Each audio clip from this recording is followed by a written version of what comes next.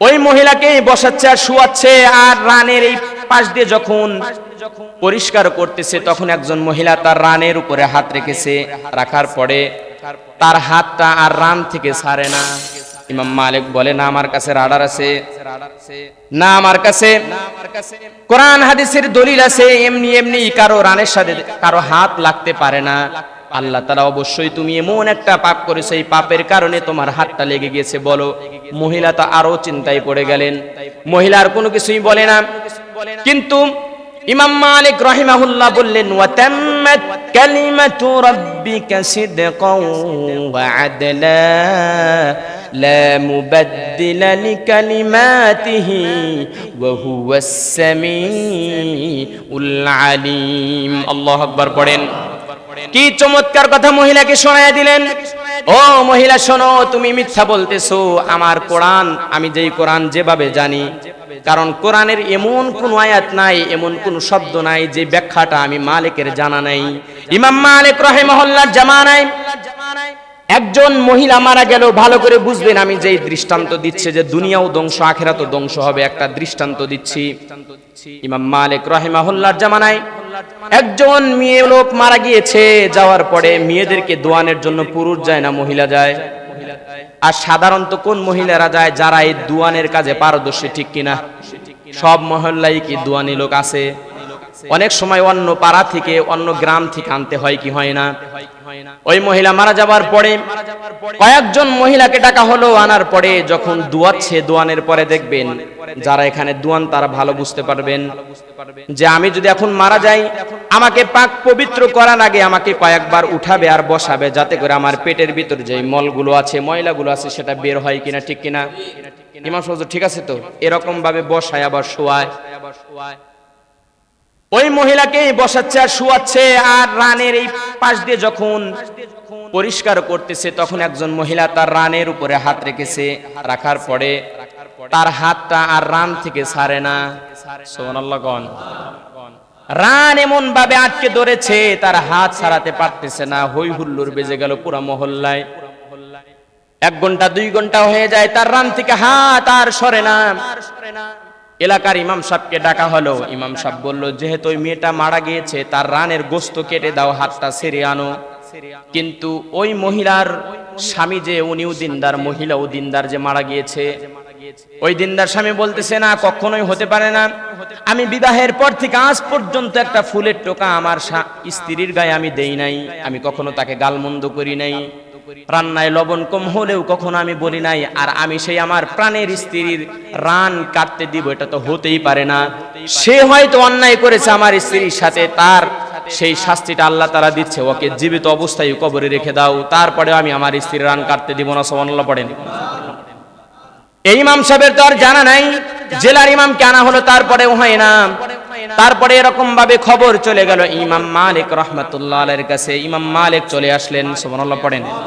আসার পরে যেই পর্দার ভিতরে মহিলাগুলো ছিল, পর্দার আড়াল থেকে ইমাম মালিক প্রশ্ন করতেছে, ও মহিলা, তুমি এই মহিলার সাথে কি করেছো? কি কারণে তোমার হাতটা লেগে গিয়েছে বলো তো দেখি। ওই মহিলা কাপা কাপা স্বরে বলে, আমি কিছুই বলি নাই, দুয়াচ্ছিলাম। আর আমার হাতটা যখন তার রানের উপরে রেখেছে, এই রানটা আর এই হাতটা আর এই রান ছেড়ে দিচ্ছে না, ধরে রেখেছে। ইমাম মালিক বলে, না আমার কাছে রাডার আছে, না আমার কাছে কোরআন হাদিসের দলিল আছে, এমনি এমনি কারো রানের সাথে কারো হাত লাগতে পারে না। আল্লাহ তাআলা অবশ্যই তুমি এমন একটা পাপ করেছো, এই পাপের কারণে তোমার হাতটা লেগে গেছে বলো। মহিলা তো আরো চিন্তায় পড়ে গেলেন। মহিলার কোনো কিছুই বলে না, কিন্তু ইমাম মালিক রাহিমাহুল্লাহ বললেন, ওয়া তাম্মাত কালিমাতু রাব্বিকা সিদকান ওয়া আদলা লা মুবাদদিলা লিকালিমাতিহি ওয়া হুয়াস সামিউল আলিম। আল্লাহু আকবার পড়েন। কি চমৎকার কথা মহিলাকে শোনায়া দিলেন। ও মহিলা শোনো, তুমি মিথ্যা বলতেছো। আমার কোরআন, আমি যেই কোরআন যেভাবে জানি, কারণ কোরআনের এমন কোন আয়াত নাই, এমন কোন শব্দ নাই যে ব্যাখ্যাটা আমি মালিকের জানা নাই। তুমি কার কাছে কি বলতেছো? কোরআন তো বলতেছে তুমি মিথ্যা বলতেছো, কারণ তুমি হাত রাখার সাথে সাথে রান তোমার হাত ধরে ফেলবে, এটা হতেই পারে না। কারণ আল্লাহ তাআলা বলছে এই কোরআন 3টা জিনিস দ্বারা পরিপূর্ণ। কয়টা? আর জোরে বলেন এই কোরআন কয়টা জিনিস দ্বারা পরিপূর্ণ? এক নাম্বার ওয়াতাম্মাত কালিমাতু রাব্বিকা সিদকা, আল্লাহু আকবার। এই কোরআন সত্য, এখানে মিথ্যার কোনো ছিটাফোঁটা নাই, এই কোরআনে কোনো মিথ্যার লেশমাত্র নাই। আবার সূরা বাকারার প্রথম আয়াতের পরে যে অংশ আল্লাহ তাআলা বলছেন যালিকাল কিতাবু লা রাইবা ফি, আল্লাহু আকবার বলছি কি বলে নাই? এই কোরআনে তো সন্দেহ তো মানে ভুল তো দূরের কথা, সন্দেহ পর্যন্ত এই কোরআনে নাই। এখানে বলছে ওয়াতাম্মাত কালিমাতু রাব্বিকা সিদকা, এই কোরআন আল কারীমে যতগুলো শব্দ আছে, যতগুলো অক্ষর আছে, যতগুলো জের জবর আছে, কোনোটার মধ্যেও কোনো ভুল, সব সত্য। ওয়া আদলা, এবং ইনসাফপূর্ণ। এই কোরআনে যেই বিচার সালিশের কথা আছে, যেই সিম্পটম গুলো দেওয়া আছে, সবগুলো ইনসাফপূর্ণ। কোনো জায়গায় 19 আর 20 করা হয় নাই, 20-এ 20ই করা হয়েছে। সুবহানাল্লাহ পড়েন। লা মুবাদদিলা লিকালিমাতি, ও মহিলা তুমি কি জানো এই কোরআন যেই সত্য, কিয়ামত পর্যন্ত এই কোরআনে কেউ মিথ্যা ঢুকাতে পারবে?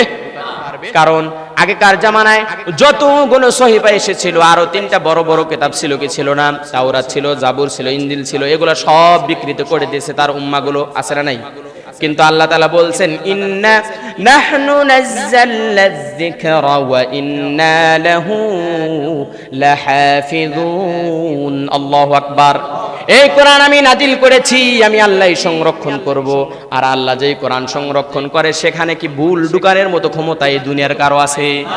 আরো জোরে বলেন আছে। ওয়া হুয়াস সামিউল আলিম। ও মহিলা শোনো, তুমি যে এই কথাটা বলতেছো ওই বিষয়ের ব্যাপারে আল্লাহ তো সব শুনেছেন আর জানেন, তুমি কেন মিথ্যা বলো? সুবহানাল্লাহ কইলেন না? মহিলা এবার হুঁশ পেরেছে যে সত্য না বললে আর তো চলতেছে। মহিলা বলে ও আল্লাহর ওলি শোনেন, ইমাম মালিক বিচারক সাহেব শোনেন, একদিন হঠাৎ করে আমার মহল্লার সামনে দিয়ে মহিলাটা হেঁটে যাচ্ছিল, তার পাশ দিয়ে আরেকটা পুরুষও যাচ্ছিল। জাস্ট আমি শুধু এতটুকুই বলেছিলাম যে এই মহিলার সাথে ওই পুরুষটার মনে হয় পরকীয়ার কোনো সম্পর্ক আছে। অথচ ওই পুরুষটাকে সে জানে না, ওই মহিলা জানে না। ওই মহিলা শুধু এতটুকু এই মুমিনা নারীর ব্যাপারে মন্তব্য করেছে। তখন ইমাম মালিক বলছে হ্যাঁ এইবার তো আমি পাইলাম, আমার নেটওয়ার্কের মধ্যে ধরা পড়েছে। ইমাম মালিক আরেকটা আয়াত তেলাওয়াত করলেন, সুবহানাল্লাহ পড়েন। সূরা নিসার 112 নম্বর আয়াত আল্লাহ তাআলার বর্ণনা করেছেন, সেটা ইমাম মালিক বর্ণনা করলেন, তাকে শুনিয়ে দিলেন। ওয়া মান ইয়াকসিব খাতিআতান আও ইসমান সুম্মা ইয়ারমি বিহি বারিআন ফাকাদ ইহতামালা বুহতানান ওয়া ইসমান, আল্লাহু আকবার। কত চমৎকার কথা শুনিয়ে দিলেন। মানে এমন ব্যক্তি আমাদের মাঝে আছে নিজেরা যেই দোষে দোষী, ওই দোষগুলা অন্যকে আমরা মনে করি কি করি না? মনে করেন একজন লোক চাকরি করে আর একজন চাকরি করে, আছে না নাই? একজন ঘুষ খায়, ও মনে করে ও মনে হয় ঘুষ খায়, আছে না নাই? কথা বলে না? অর্থাৎ যে নিজে দোষী ওই দোষীটা অন্য জনকে সাব্যস্ত করে কি করে না? এই নিজের অপরাধের দোষগুলো অন্যের উপরে চাপিয়ে দেয়। সে তো মারাত্মক মিথ্যা অপবাদ ও সুস্পষ্ট গুনাহের বোঝা নিজের মাথায় তুলে নিল। নাউজুবিল্লাহ কইলেন না? অর্থাৎ এই হাজী সাহেব একটা দোষ করে নাই, কিন্তু আমি এমনি এমনি তার উপরে একটা দোষ চাপিয়ে দিলাম। অথচ তার উপরে তো দোষ দিলাম বটেই, আর এই গুনাহের বোঝাটা আমি আমার মাথার উপরে নিয়ে নিলাম। নাউজুবিল্লাহ পড়েন। এই জন্য যাদের ভিতরে এই বদ গুণটা আছে, অন্যজনকে অপবাদ দেওয়া, অন্যজনকে অপবাদ দেন, যারা নিজের দোষে অন্যজনকেও দোষী মনে করেন, নিজে অনেক সময় অন্যায় কাজ করেন, অপর কেউ মনে করেন সেও মনে হয় করে আমি যদি এরকম করি ও কি আবার ভালো নাকি? আছে না নাই? আরো জোরে বলেন আছে না নাই? এই জন্য তুলে দেওয়া যাবে না। তারপরে এখন কি হবে? হাতটা ছাড়াবে কেমনে? প্রশ্ন আছে না নাই? ইমাম মালিক বলতেছে জল্লাদকে ডাকো। কাকে ডাকো? জল্লাদকে ডাকা হলো কারণ প্রত্যেকটা ইসলামের ভিতরে যে যে অপরাধ করবে তার ব্যাপারে সাজার কথা ইসলামে আছে না নাই? চুরি করলে হাত কেটে দিবে, হত্যা করলে তাকেও হত্যা করে ফেলবে, আছে না নাই? প্রত্যেকটা ব্যাপারে জেনা করলে তাদেরকে কোমর পর্যন্ত গেড়ে পাথর নিক্ষেপ করে দুনিয়ার থেকে নিঃশেষ করে দিবা, আর যদি অবিবাহিত হয়ে থাকে 100টা করে বেত্রাঘাত করবা, আছে না নাই? ইমাম মালিক রাহমাতুল্লাহ আলাইহি জান্নাতকে ডাকার পরে বলতেছে ওয়াল্লাযীনা ইয়ারমুনাল মুহসানাতি থুম্মা লাম ইয়াতু বিআরবা'তি শুহাদা ফাজলিদুহুম 80 জালদাতান ওয়া লা তাকবালু লাহুম শাহাদাতান আবাদা আল্লাহু আকবার উলাইকা হুমুল ফাসিকুন আল্লাহু আকবার পড়েন। এখানে বলা হয়েছে যারা সতী সাধী নারীর উপরে অপবাদ লাগায় তারপর 4 জন সাক্ষী আনতে পারে না। কয়জন? 4 জন সাক্ষী আনতে পারে না। এখন যারা অপবাদ দেয় তাদের কি কোনো সাক্ষ্য আছে? এমনি এমনি অপবাদ দেয়, আছে না নেই? আরো জোরে বলেন।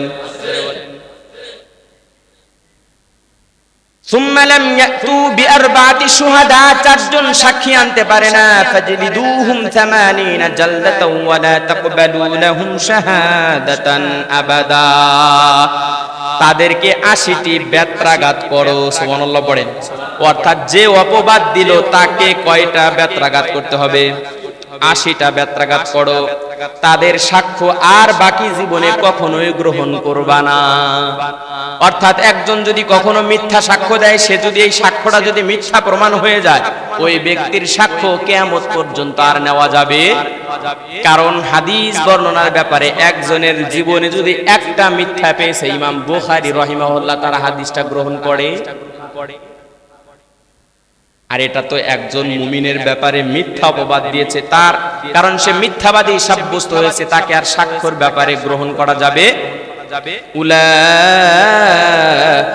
হুমুল ফাসিকুন, তারা নিজেরাই তো ফাসিক, তার আপনি সাক্ষ্য কেমনে গ্রহণ করবেন? কারণ সে তো মিথ্যাবাদী, আর যে মিথ্যা কথা বলে সে তো ফাসিক। নাউজুবিল্লাহ পড়েন।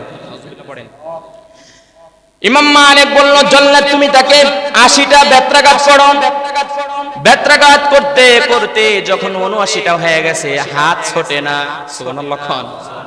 জল্লাদ চিন্তায় পড়ে গেল, 80টা মারার পরেও যদি হাতটা না ছোটে তাইলে তো আল্লাহর কোরআন মিথ্যা হয়ে যায়। নাউজুবিল্লাহ পড়েন। আবার ইমাম মালিকের অপমান আছে না নাই? আবার ওই মহিলাটাকে তো জীবিতই কবরে দেওয়া হবে। 2 জনই চিন্তায় পড়ে গেল। ইমাম মালিক বলতেছে, দাঁড়াও, আমি আরো একটু গবেষণা করে দেখি কোরআন সুন্নাহ থেকে অন্য কোনো শাস্তি পাওয়া যায় কিনা। কতক্ষণ পরে ইমাম মালিক বলতেছে, না আর কোনো শাস্তি পাওয়া যায় না। বলল, আল্লাহর নাম নিয়ে 80 নাম্বার বেত্রাঘাতটা করে ফেলো। আল্লাহর নাম নিয়ে আবার যখন 80 নাম্বার বেত্রাঘাত করলেন, সঙ্গে সঙ্গে তার হাতটা চট করে ছুটে গেল। সুবহানাল্লাহ পড়েন। এই জন্য মুমিন নারীদের ব্যাপারে আমরা যারা অপবাদ রটনা করি, দেখবেন একজনের মেয়ে যদি ভালো জায়গায় বিবাহ হয় বা তাদের আলোচনা চলতেছে, পাশের বাড়ির আরেকজন, হ্যাঁ ওর মেয়ে এত ভালো জায়গায় বিয়ে হবে, আমার মেয়ে এত জায়গায় ভালো জায়গায় হয় নাই, ওর মেয়ে বিয়ে দিতে দিব না, আছে না নাই? কোনো কাজ নাই। ওই ছেলের বাবার ফোন নাম্বার নিয়েছে, নেওয়ার পরে বলতেছে, ভাই শুনলাম নাকি অমুকের মেয়ের সাথে আপনার ছেলের বিবাহ দিতে চাচ্ছেন। কয় হ্যাঁ। মেয়ের ব্যাপারে কি সবকিছু শুনছেন? ছেলের বাবা তো সরল স্বভাবের মানুষ, হ্যাঁ সব শুনছি। এত লেখাপড়া, দৌলতপুর ডিগ্রি কলেজে পড়ে, একেবারে সব 5 থেকে না, শুধু গোল্ডেন আর গোল্ডেন, চুলগুলো অনেক অনেক কিছু, সব কিছু দেখার পরে বলতেছে, শুধু এতটুকুই শুনছেন, আর কিছু শুনেন নাই? কয় না, আর কিছু তো শুনে। কয় আসলেই শুনেন নাই? এতটুকু বইলাই ফোন কাইটে দিছে। ছেলের বাবার মনের ভিতরে এক খুঁতখুঁতানি ঢুকছে কি ঢুকে নাই? এরকম মনে হয় আমাদের সমাজে নাই। আবার নিজের কোনো যোগ্যতা হয় নাই, কয়েকদিন মেয়ের পিছনে ঘুরেছে, মেয়ে পাত্তা দেয় নাই। মেয়েটা বিবাহ বসবে, বিবাহ তাকে দিতে হবে।